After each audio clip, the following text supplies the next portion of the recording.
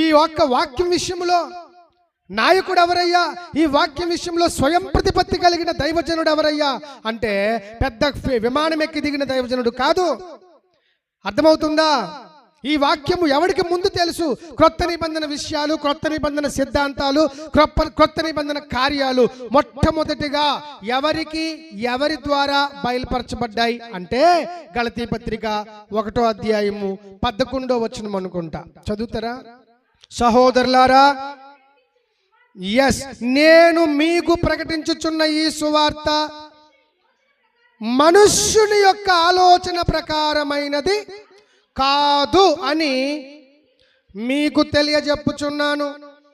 మనుష్యుని వలన ఆ యొక్క సువార్త నేను పొందలేదు. నాకు ఇంకెవడు కూడా ఆ యొక్క గొప్ప సువార్తను నాకు స్పెషల్గా ఒక రూమ్లోకి తీసుకెళ్ళి ఏ కాలేజీ, ఏ డినామినేషన్ భక్తుడు, ఏ డైరెక్టర్ గారు నాకు దాన్ని బోధించలేదు.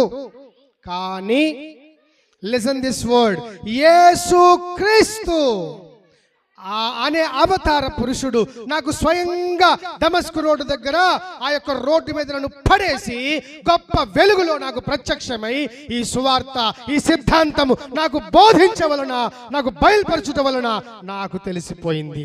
దేవునికి స్తోత్రం కలుగునుగాక.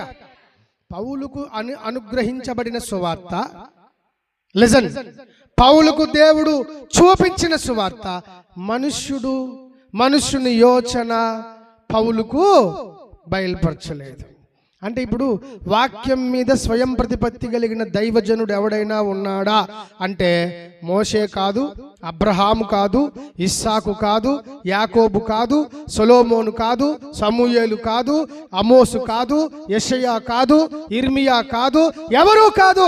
సకల దర్శనము, కొత్త నిబంధనలో బంగారము లాంటి, గుండెకాయ లాంటి అద్భుతమైన సిద్ధాంతాలన్నీ ఎవరు బోధించారు, ఎవరికి ప్రత్యక్షపరచబడ్డాయి అంటే భక్తుడైన పౌలు గారికి. అందుకు పౌలు గారి బోధనా విధానమే కరెక్ట్ అన్నమాట.